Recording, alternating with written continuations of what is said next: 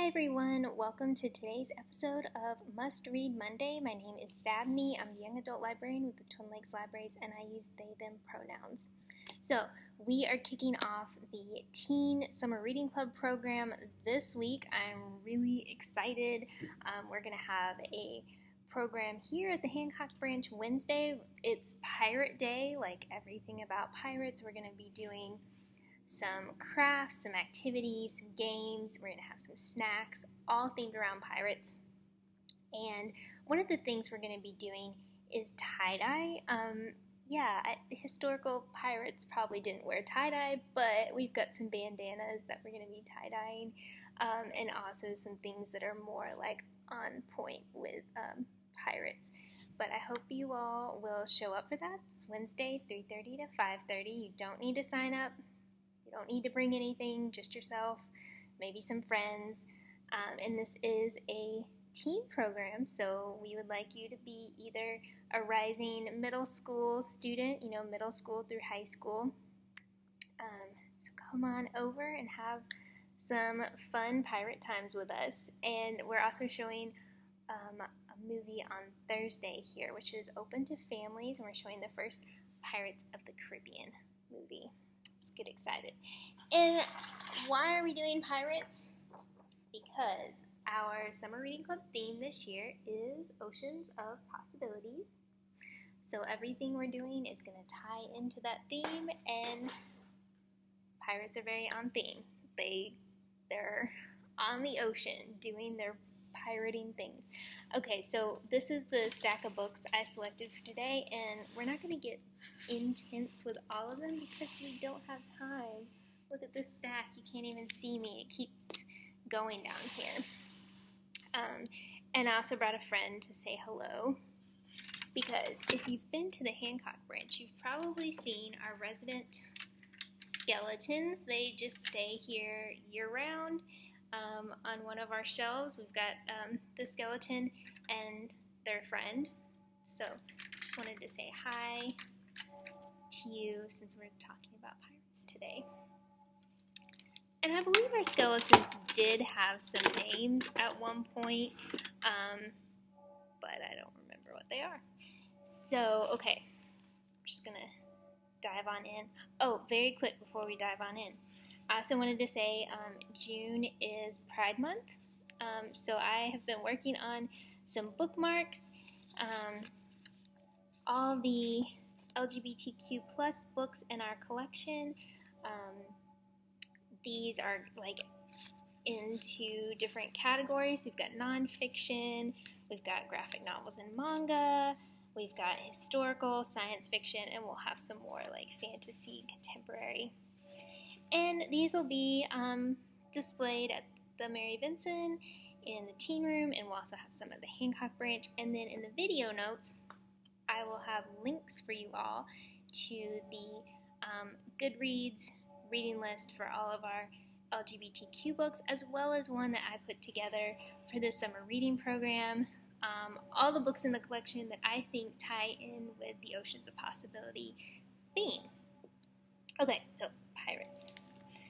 First up, we have one of my favorite series, The Gentleman's Guide to Vice and Virtue. This is a 3-book series, so here we've got Monty, the OG Montague who's gone rogue, and his sister Felicity, and their baby brother, whose name I forgot, Adrian. There's quite an age difference between the siblings.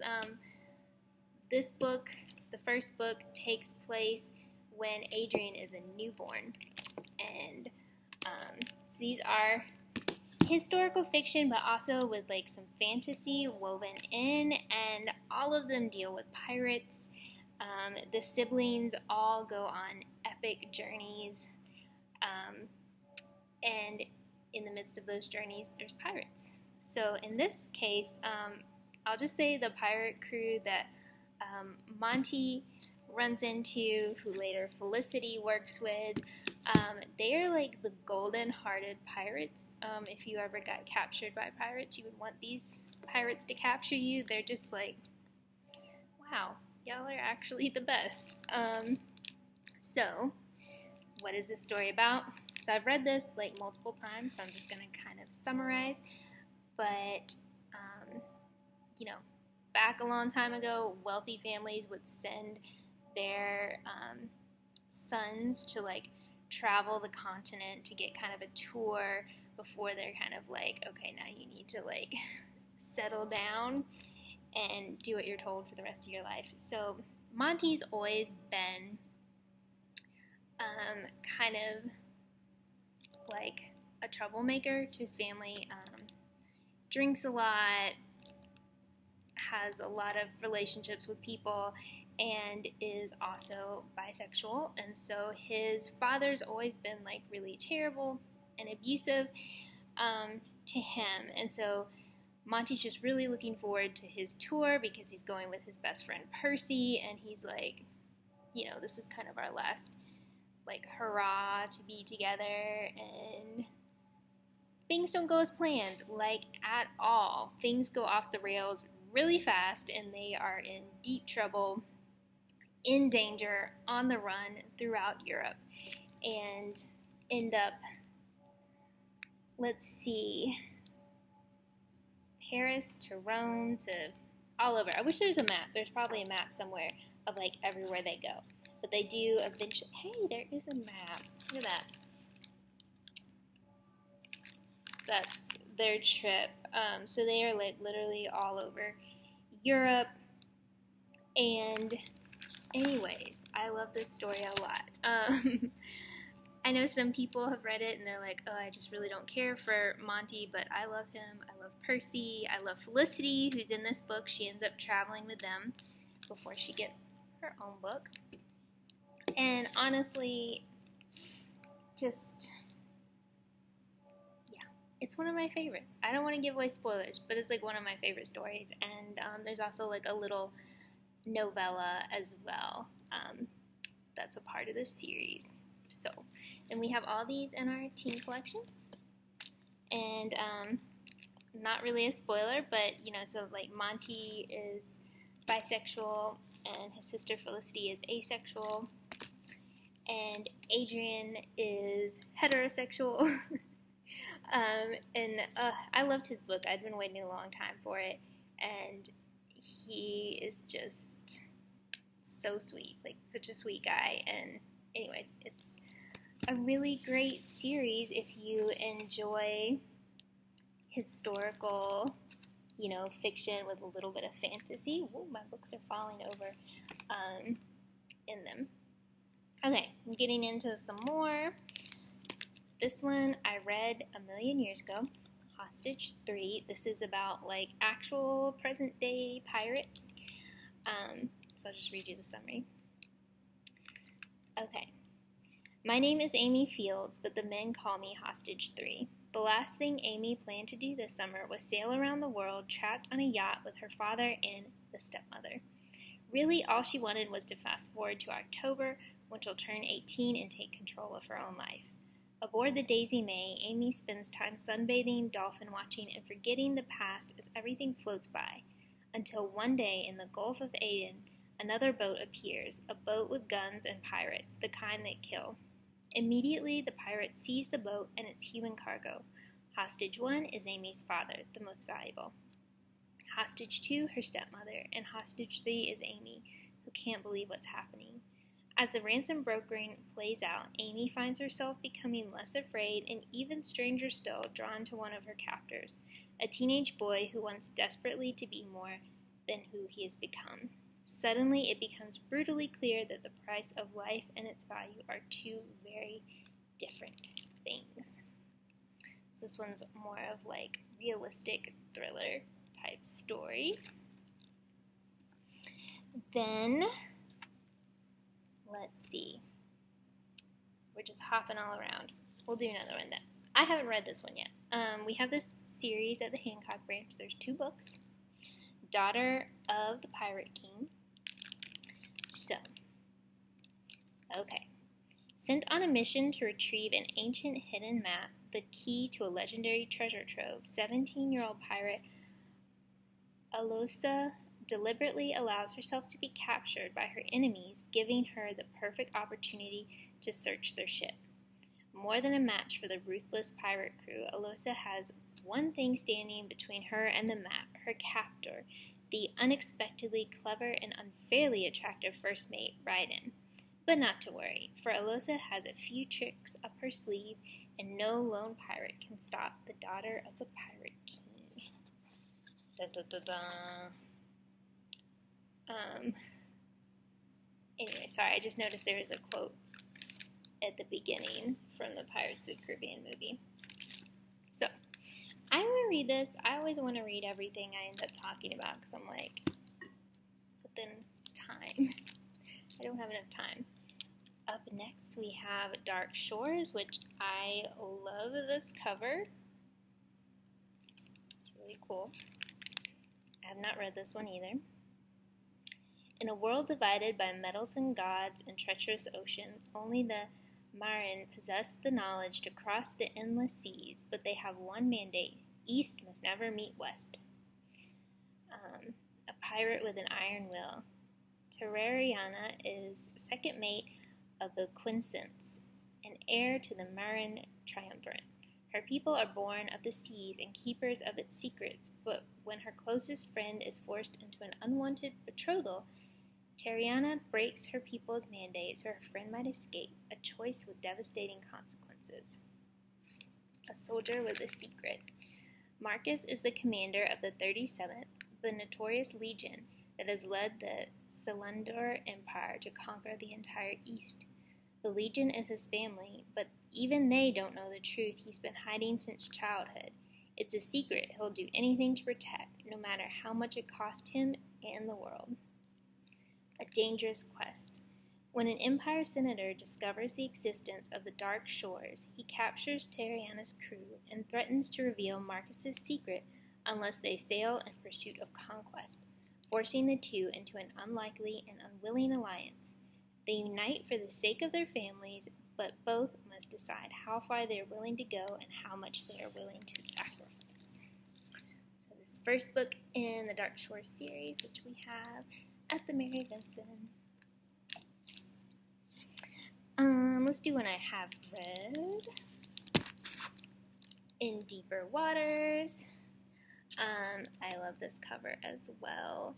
And just so you know, these characters are not pirates. I was kind of like expecting them to be pirates, but they're not. One is a prince and one is a surprise. I'm not going to say.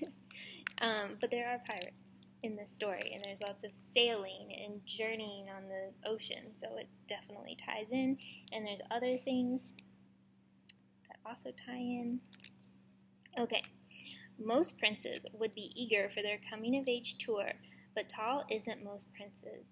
He knows he can't partake in the adventure and debauchery his siblings enjoyed on their tours, not when letting loose could mean accidentally revealing his forbidden magic and upending his kingdom's hard-won peace.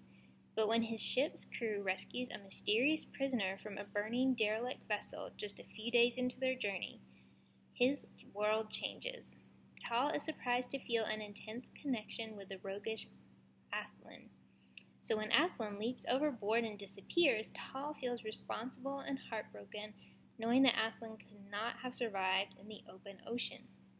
That is, until Tal runs into Athlin days later on dry land, very much alive and as charming and secretive as ever. But before they can pursue anything further, Tal is kidnapped by pirates. They're the pirates. And held for ransom, in a plot to reveal his rumored powers and instigate a war. Tal must escape if he hopes to save not only himself, but his family and the kingdom, and Athlin might just be his only hope. If you've guessed anything about Athlin, you're probably right.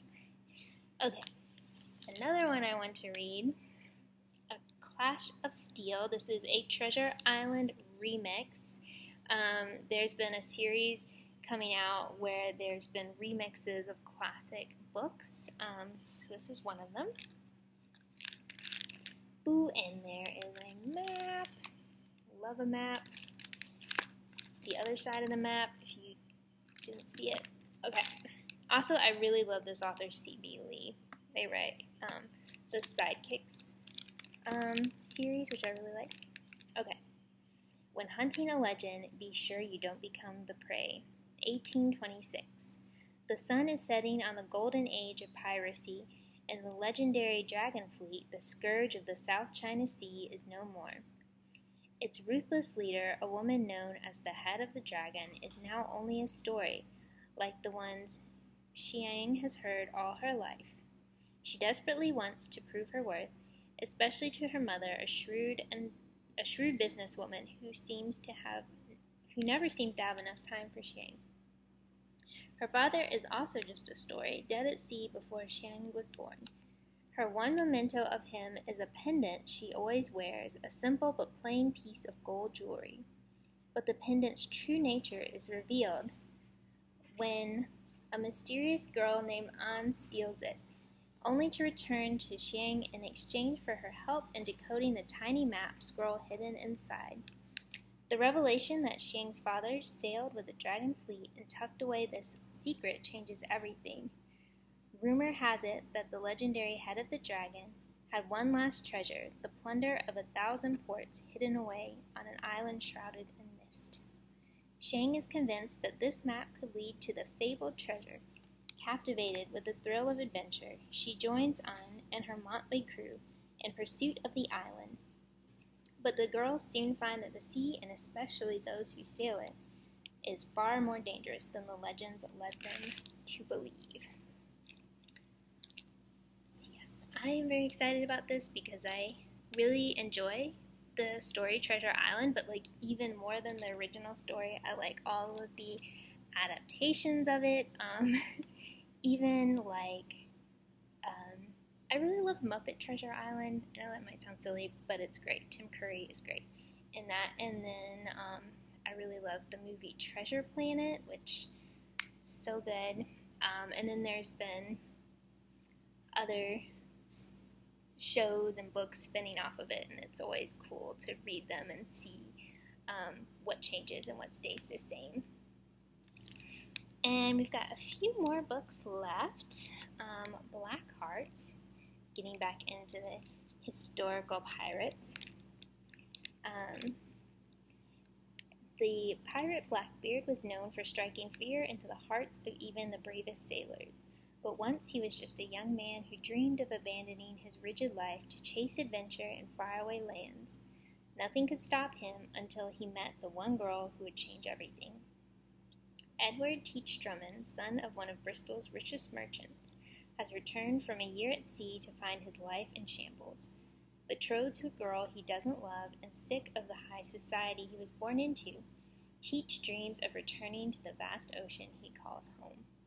There's just one problem, convincing his father to let him leave and never come back. Following her parents' deaths, Anne Barrett is left penniless.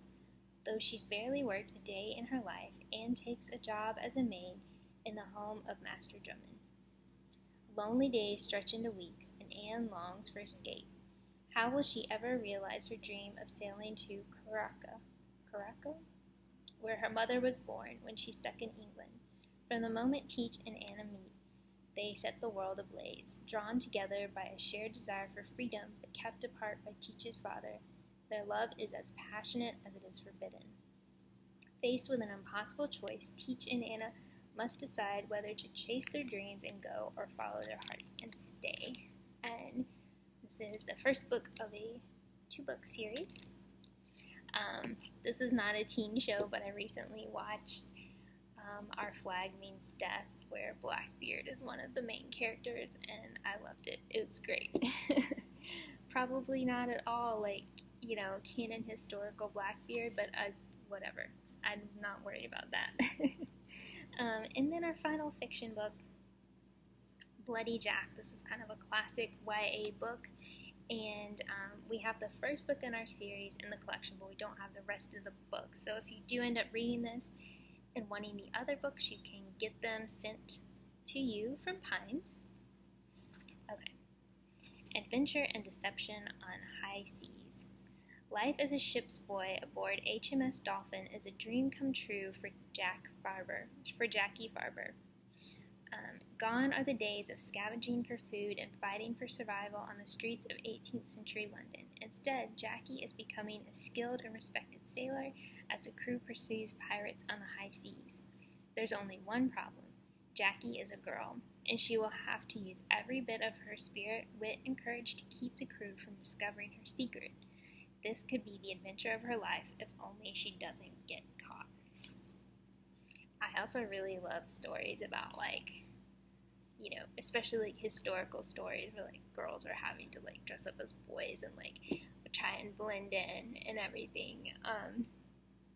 So I think I did read this one like so long ago that I just cannot remember, but it sounds really good. And if you like it, there's like a whole long series you can get into. And then last of all, I have a couple of nonfiction books for you. The Mammoth Book of Pirates and the Pirate Dictionary. These are both over at the Hancock Branch for you to check out.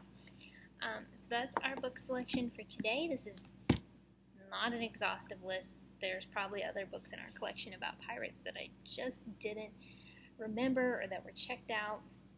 So please check out the SRP reading list that'll be linked in the video notes. And also I'll have information about whether these books are available through like Libby or Hoopla. So if you want to read them or listen to them that way, you can. Don't forget to sign up for the Summer Reading Club. I'll have a link for that also in the video notes if you want to do that. You know, you read 12.5 hours, you get prizes. 12.5 more hours, you get more prizes. And, you know, they don't have to be library books. You don't have to have a library card to participate. So what's holding you back? Get in there, read some good stuff, log your hours, get some prizes. And please come to our programs at the Hancock Branch. We would love to see you. All right, talk to you later.